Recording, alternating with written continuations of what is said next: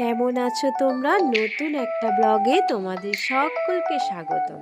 আর এই lucky bamboo গাছটা না জানালার পিছন দিকে ছিল, তো ওদিকে উত্তরের জানালা তো সব সময় খোলা হয় না, যার জন্য কয়েকদিন জলও দেওয়া হয়নি। আর পাতাগুলো দেখো সব হলুদ হয়ে গেছে, হলুদ পাতাগুলোকে ওই জন্য বাদ দিয়ে দিয়েছি। যেটুকু সবুজ আছে সেটুকু নিয়ে জলটাকেও চেঞ্জ করে দিয়েছি, দেখি কোনো পরিবর্তন হয় কি না। আর সকাল সকাল সব কাজ সারা হয়ে গেছে। আজকে যাব একটু বাপের বাড়ি, ওখানে নবান্ন আছে। আমাদের এখানে নবান্ন করতে নেই, ওই জন্য এবারে ওখানেই যাব। এটাকে আর চোখের আড়ালে রাখবো না, সামনের দিকেই রাখবো। জলটাও মাঝে মাঝে চেঞ্জ করে দিতে মনে থাকবে। আমরা বেরিয়ে পড়েছি আর মাঠের আলু পাতা দেখতে দেখতে একদম বাপের বাড়িও পৌঁছে গেলাম। এখন ঘড়িতে প্রায় 10টা বাজে। আর আজকে রোদটাও খুব সুন্দর উঠেছে, দেখো মা এখানে রান্না করছে, ও ওই মাছের মাথা দিয়ে শাক চচ্চড়ি হচ্ছে। চাল নামানোটা মেখে রেডি করা আছে, ওটা আগে রোদে বসে একটু খাই। কি সুন্দর মাখা হয়েছে দেখো, দেখতেও কি ভালো লাগছে। আমাদের এখানে নদী আছে, কিন্তু ওদিকে আজকে যেতে সময় পাবো কি জানি না, কারণ আবার সন্ধ্যের আগে বাড়িও ফিরে যেতে হবে। মা এদিকে গ্যাসে রান্না করছে আর উনানে মাছ ভাজা হয়ে গেছে। রান্না প্রায় সব হয়েই এসছি। এখানে মাছের ঝালটা হবে, তারপর ভাত চাপাবে। আর ভেতরে মোটামুটি মা অনেক রান্না করেই ফেলেছে। বেগুন ভাজা, শাক ভাজা, ফুলকপির তরকারি আর শাক চচ্চড়িটাও হয়ে গেছে। এবার কলাইয়ের ডালটা হবে। নবান্ন মানে শুক্তোটা হবে, কিন্তু এখানে যারা খাবে তারা আবার শুক্তো খায় না, ওই জন্য আর শুক্তোটা করবে না। মাছের ঝালটা হয়ে গেছে আর ভাতও বসিয়ে দিয়েছি। উনানে বসে একটু জাল দেবো। শীত শীতও করছে, বেশ উনান করে একটু তাত আছে, ভালো লাগছে। আর শীতকালে তো উনুনে জাল দিতে বেশ ভালোই লাগে।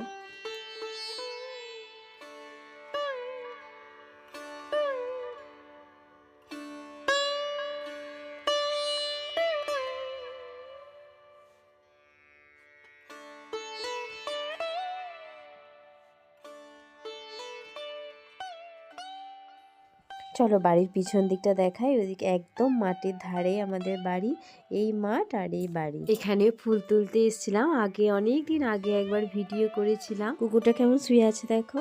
আর তখন সারা মাঠ ধান গাছে ভরেছিল না। তো আমাদেরই কলা গাছ, এখানে কাঁচা কলাও আছে, কাঁঠালি কলাও আছে, ছাই কলা আছে। আর কাঁঠালি কলাগুলো দেখো কি মোটা মোটা হয়েছে, খেতেও খুব মিষ্টি হয়েছে। আমিও কয়েকটা নিয়ে যাব বাড়ি। চলো দেখি কে নবান্ন নিতে এসছে, মনে হচ্ছে তাকে একটু দিয়ে আসি। রান্না সব হয়ে গেছে, এবার পায়েসটা হবে। পায়েসটা আমিই করব। পায়েস দুটো হাঁড়িতে হবে, একটা আমার ছেলের জন্মদিন আছে, এখানেই পায়েসটা করে নেব।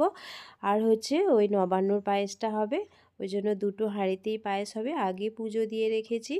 তো আর ডালটা যতক্ষণ হচ্ছে ততক্ষণ এদিকে চাল টালগুলো ধুয়ে রেডি করি, কাজু কিচমিচিগুলো সব ভিজু দিয়ে দিচ্ছি। আর ওই আমল দুধটাও গুলে নিচ্ছি। গরুর দুধ দেবো না, সবটা আমল দুধেই হবে। আর খেজুর গুড়ের তো আমল দুধের পায়েস খেতেই বেশি ভালো লাগে।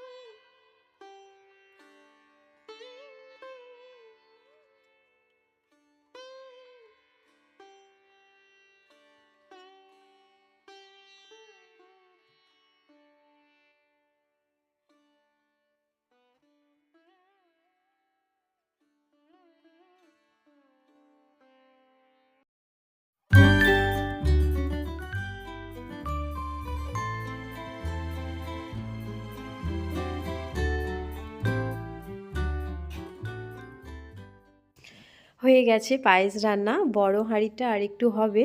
এবার খাওয়া দাওয়া করে একটু বসে তারপরে বাড়ি যাব। কলা পাতায় ভাত খেতে খুব ভালো লাগে, ওই জন্য আমি কলা পাতাগুলো কেটে এনেছি, বলেছি আজকে কলা পাতাতে ভাত খাবো। সেই ছোটোবেলায় খেতাম, কি ভালো লাগতো।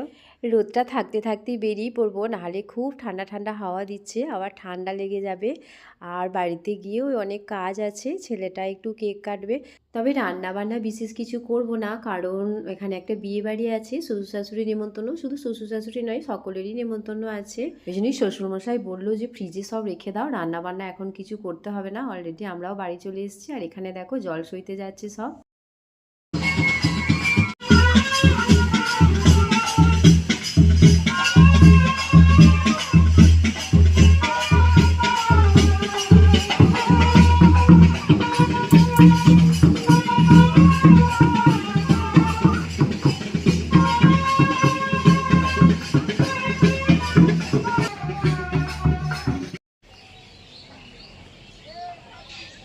আজকে রানু জানো তো অনেক কাজ করেছে, বেলুনগুলো রানু আর আমি সব ফুলিয়েছি। এবার সব একটা একটা করে বেঁধে নেব।